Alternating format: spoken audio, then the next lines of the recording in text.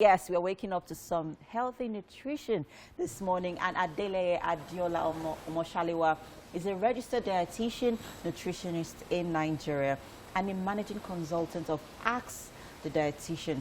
She holds a degree BSc in nutrition and dietetics from Babcock University and a master's in public health from London School of Hygiene and Tropical Medicine.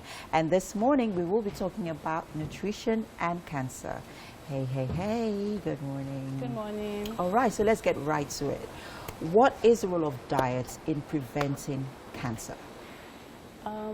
So certain foods have ability to prevent different types of cancer. Okay. And top on the table is fruits and vegetables.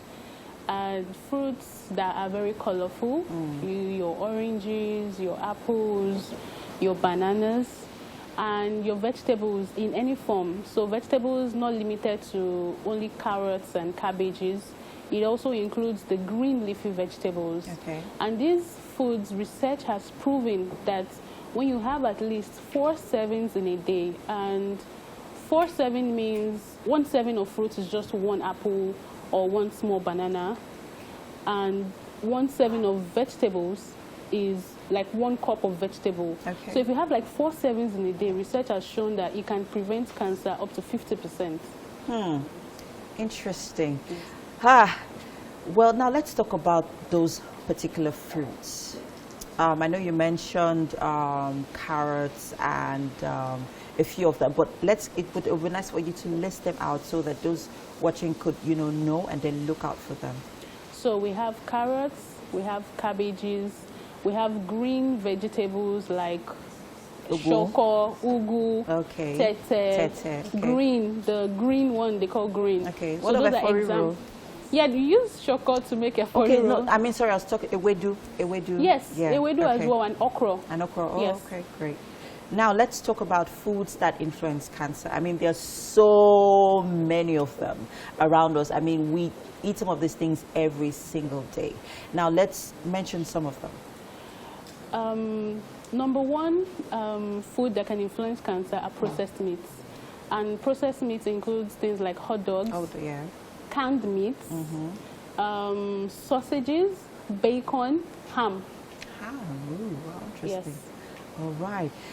Can you talk about what roles they play? And are you saying that we should cut them out completely, or we should eat them in certain proportions? So the rule is that for each 50 gram you eat, that is like 1 sausage, every day can increase someone's risk of colon cancer. So you shouldn't eat it every day. Some people have it as like their breakfast yes, every single day. Yeah. So maybe once a week or twice a month is a safe limit, but not every day and not every other day. All right. Now that you have mentioned canned meats and processed meats, the thought soya came to mind. A lot of people really do not know that, eating soya could actually expose you to the risk of cancer. Yes. So do you mind explaining that? So the problem with soya is the way it's processed. When it's put on fire and some of the fat drops into the fire, the mixture of the smoke and the fat produces substances that when you eat it with soya can influence cancer risk. Okay. Now that we have talked about, foods that prevent cancer and that influence cancer, now let's talk about foods or fruits that could also help to, minimize the risk of getting cancer. I mean, not the risk. I mean, for example, if you're a cancer patient, there's certain foods that you can take, that would aid the treatments. Yes, there are. Okay. And it includes all fruits. Okay. Every single fruit. Yes. Okay. From watermelons to bananas to soursop, which soursop is quite true. Yeah, which research shows that it can help. Not that it cures cancer, but it can help. It can form a part of a good diet. Okay. Then we also have bananas. We have pawpaws.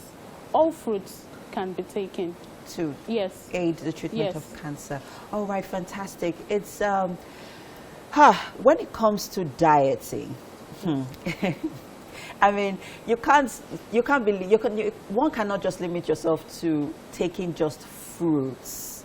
I mean, there must be certain foods as well that you could also incorporate in your diet. For example, whole grains. Are there other foods that, you could also add to your diet in that regard? Yes, so if you are trying to prevent cancer, you are advised to eat less refined foods. And refined foods, okay, what so context? refined foods means foods that have been taken out of their natural states. Okay. So, for example, we have things like white flour.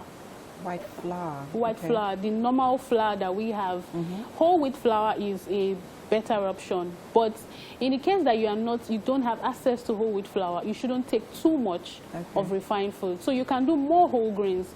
If you are able to have more whole grain spaghetti, you're able to have more whole grain rice, like your brown rice, if you have access to it. But if you don't have access to it, you should do less of the refined ones.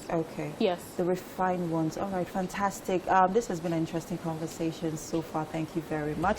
So it's important that when you go shopping for your food items, you look out for whole grain foods.